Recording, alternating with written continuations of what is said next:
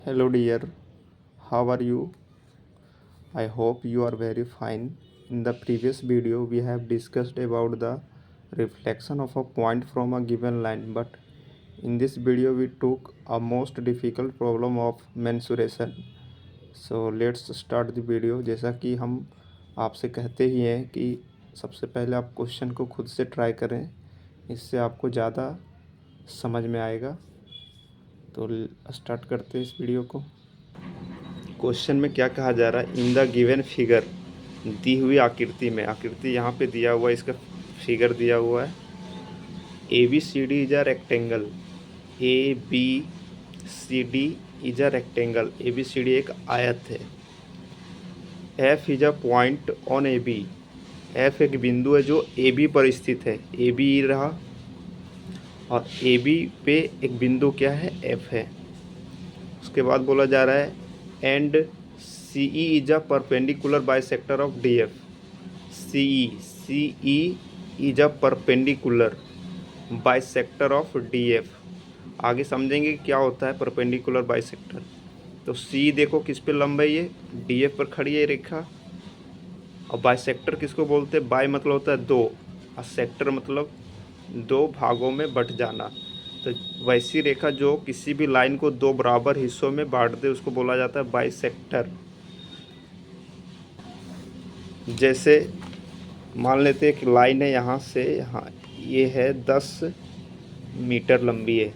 अगर कोई लाइन इसको ऐसे आके इधर काट दी तो इसको बाइसेक्टर नहीं बोलेंगे, क्योंकि इधर वाला हिस्सा ज़्यादा हो गया और इधर वाला कम, तो ये लाइन बाइसेक्टर नहीं कहलाएगा। अगर ऐसा रहता कि ये 10 या 4 मीटर है और एक लाइन एकदम बीचों बीच में आके इसको काट दिया, यानी इधर भी 2 मीटर में बट गया और इधर भी 2, इधर भी 2 और इधर भी 2, तो इस लाइन को बोलेंगे बाइसेक्टर। तो वहाँ यहाँ पे भी वही हाल हो रहा है। सी एफ बोल रहा है कि डी एफ का बाइसेक्टर है, यानी डी एफ को दो बराबर भाग में बांट रहा है, यानी ये बराबर क्या होगा? ये। अब आगे है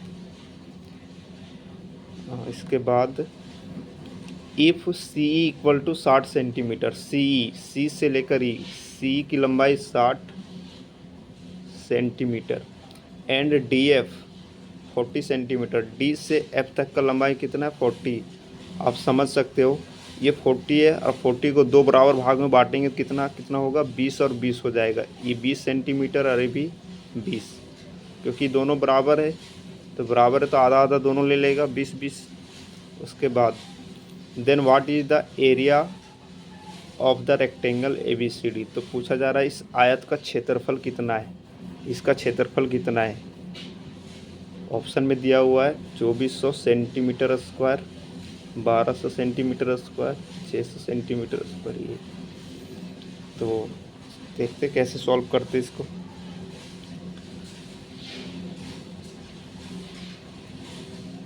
अब हमको आयत का क्षेत्रफल निकालना है, तो आयत का क्षेत्रफल क्या होता है? एल इंटू बी, लंबाई इंटू चौड़ाई।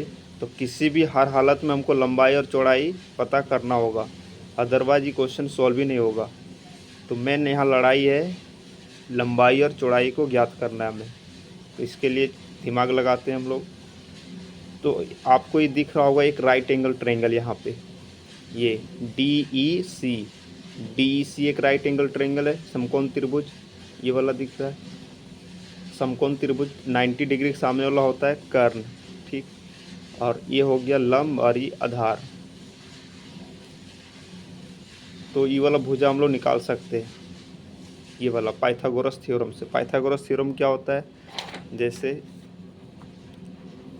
एक राइट एंगल ट्रायंगल है, ये यहाँ पे 90 डिग्री है, ये होता है हाइपोटेनस, ठीक है, हाइपोटेनस कर्व, और बाकी जो बच गए एक परपेंडिकुलर होता है एक बेस।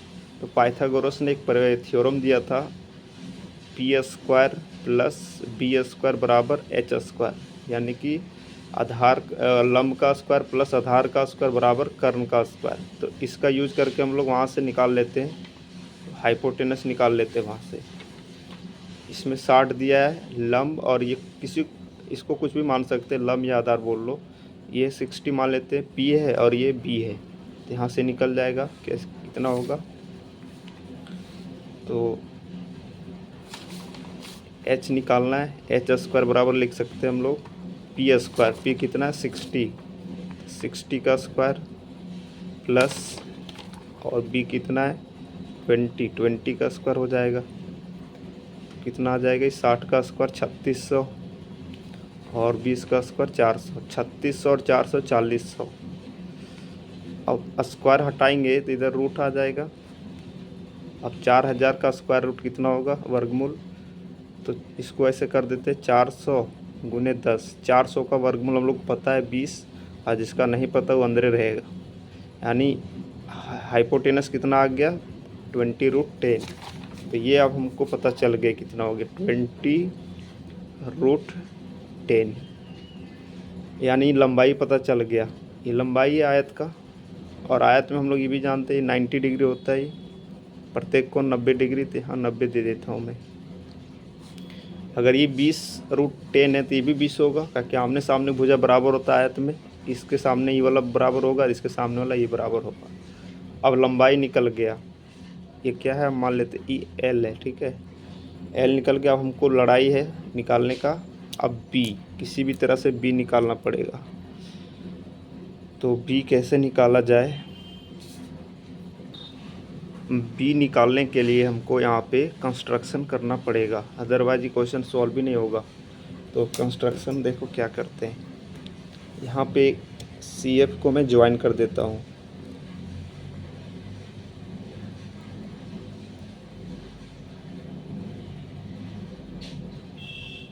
सी एफ को ज्वाइन कर दिया। अच्छा आप बताओ, तो ये एफ ई सी एक ई भी राइट एंगल ट्रायंगल, क्योंकि यहाँ 90 डिग्री है, तो 90 डिग्री के सामने वाला ई भी कर्न होगा। तो इसका भी अगर कर्न निकालेंगे कितना आएगा, क्योंकि यहाँ भी था इसका लंब 60 और आधार 20, यहाँ भी देखो लंब 60 आधार 20, तो यहाँ भी सेम ही आएगा जितना यहाँ आया था। तो ये लंबाई आ जाएगा 20√10, 20√10 यही आएगा। अब हम मान लेते हैं कि इस आयत का जो चौड़ाई है वो x है। ये x है तो ये भी तो x होगा, आमने सामने की भुजा तो बराबर होगा, तो ये x है तो ये भी x होगा। और ये 20√10 है तो ये भी होगा 20√10। तो अभी भी हमको किसी भी हालत में हमको x चाहिए, तो अब कैसे निकलेगा। तो हम ये कह सकते हैं कि अगर एरिया हमको निकालना है पूरा का ABCD का, तो हम इसका एरिया, ये बड़ा वाला ट्रायंगल DCF, ये बड़ा वाला ट्रायंगल, और ये दोनों का एरिया निकाल के अगर जोड़ देंगे तो पूरा का एरिया पता चल जाएगा। क्या मैं कहना चाह रहा हूँ कि जैसे मान लेते कि ये कोई आयत है, ठीक, और मान लेते ऐसा ये डायग्राम है, ठीक। अगर हमको पूरा का एरिया चाहिए, ये पूरा जगह चाहिए, तो ई वाला जगह प्लस ई वाला जहाँ टिक लगा रहे हैं और ई वाला, सबको जोड़ देंगे तीनों को, तो पूरे का एरिया पता चल जाएगा। तो मैं यहाँ वही करने वाला हूँ। तो लिखते हैं यहाँ पे, आपको दिख रहा है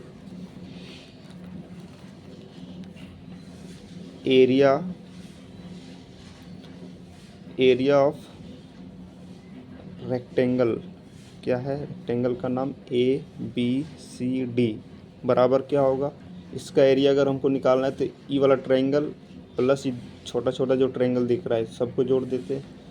एरिया ऑफ ट्रायंगल, एरिया को शॉर्ट में एयर लिखते हैं, एरिया ऑफ ट्रायंगल DFC या CDF कुछ भी, DFC plus area of ADF या DAF कुछ भी, area of triangle DAF plus E वाला छोटा वाला ये तो हो गया, ई वाला एरिया ऑफ CBF या FBC, area of triangle CBF लिखते हैं, CB और F। अब निकालते हैं यहाँ से एरिया ऑफ रेक्टेंगल, हमको पता है होता है लंबाई इंटू चौड़ाई। तो लंबाई कितना है, लंबाई अभी निकाल लेते 20√10 इंटू चौड़ाई कितना है, चौड़ाई तो हम लोग मान लिए अपने से कितना x बराबर area of triangle DFC DFC। अब देखो इसमें हमको क्या पता है, लंब पता है, ये लंब परपेंडिकुलर और बेस भी पता था, कितना था 40। तो ये राइट एंगल ट्रायंगल भी है। हम लोग जानते हैं एरिया ऑफ ट्रायंगल क्या होता है। जैसे इस तरह का कोई भी ट्रायंगल है, ऐसे अगर हाइट पता है और बेस पता है, ये हाइट हो गया और ये बेस, तो एरिया ऑफ ट्रायंगल निकालने का फॉर्मूला होता है half into base into height. तो हाफ, बेस हमको पता है 40 और हाइट तो पता है 60। यहाँ से एरिया निकल जाएगा इसका।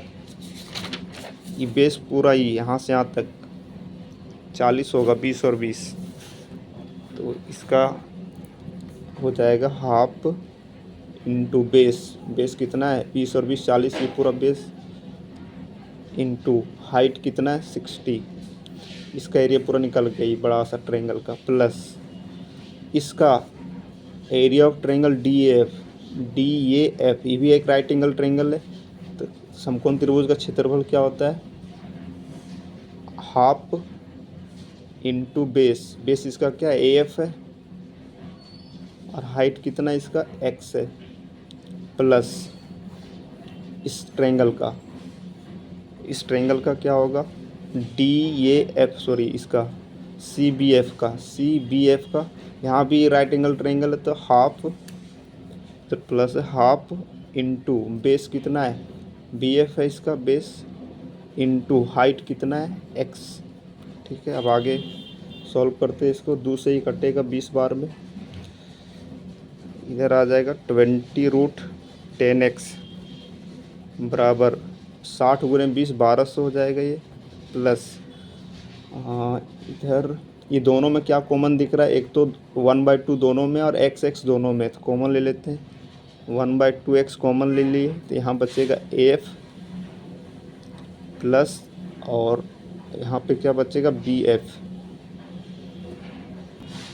कॉमन लेने का तरीका तो पता ही होगा, जैसे मान लेते कुछ सवाल ऐसे 4x और प्लस 5x है, ये दोनों में जो चीज़ सेम दिख रहा है उसको कॉमन लिया जाता है। जैसे इस दोनों में x सेम है तो x कॉमन आ जाएगा, 4 + 5, तो x 4 + 5 कितना 9, यानी 9x हो जाएगा इसका उत्तर।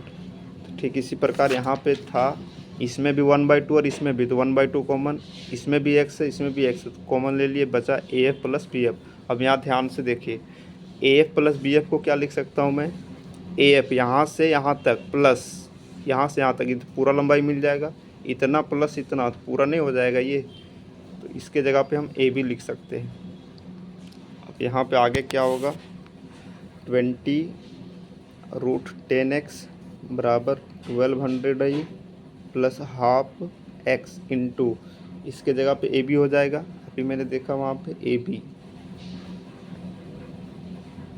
20√10x = 1200 plus half x into, अब बताइए यहाँ पे AB का मान क्या होगा, क्योंकि ये आयत है तो आयत में क्या होता है आमने सामने की भुजा बराबर, तो ये 20√10 है तो ये भी तो होगा 20√10। AB लंबाई दोनों बराबर होता है, हमने सामने वाला, तो 20√10 है तो ये भी 20√10, तो यहाँ पे हो जाएगा AB का मान 20√10।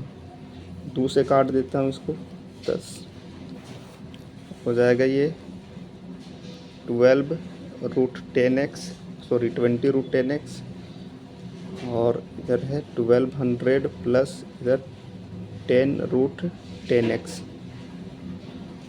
अब देखते हैं x वाला टर्म को एक साथ ले आते हैं इधर, ये हो जाएगा 20√10x माइनस ये 10√10x = 1200।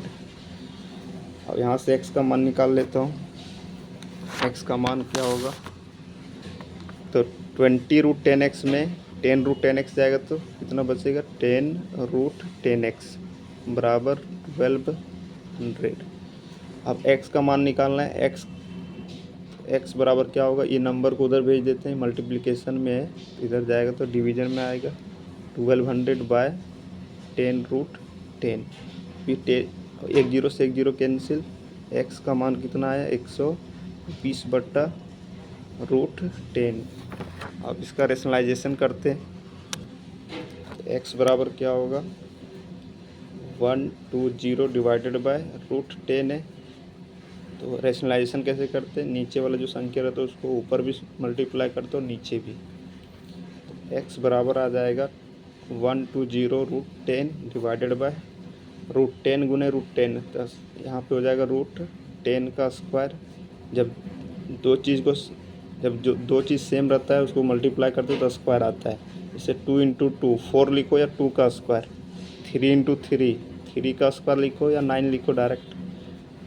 हम ये बताना चाह रहे हैं कि स्क्वायर से ये रूट ख़त्म हो जाएगा, तो x बराबर क्या होगा 120√10 डिवाइडेड बाय 10। एक जीरो से एक जीरो कैंसिल, यानी x का मान कितना आ गया 12√10। ये x क्या था, चौड़ाई था, b था ये चौड़ाई ब्रेथ। अब l पता है और हमको b पता है, तो एरिया ऑफ रेक्टेंगल अब आसानी से निकाल लेंगे। क्या होगा area of rectangle, area of rectangle ABCD बराबर L × B। L कितना निकाले थे शुरू में 20√10 इंटू अभी निकालें ये 12√10, तो मल्टीप्लाई करो 12 को 20 से मल्टीप्लाई करेंगे तो ये आ जाएगा 12 दूनी 24 240, और √10 गुने √10 अभी गुना करके लाए थे 10 आता है इंटू 10, ये कितना आ जाएगा 2400 सेंटीमीटर स्क्वायर। 2400 सेंटीमीटर स्क्वायर इसका सही उत्तर होगा। यहाँ पे जो ऑप्शन था इसका 2400 ये सही है, बाकी तो सारा गलत है। ये क्वेश्चन बहुत ही टफ था और it takes a lot of time. Thank you.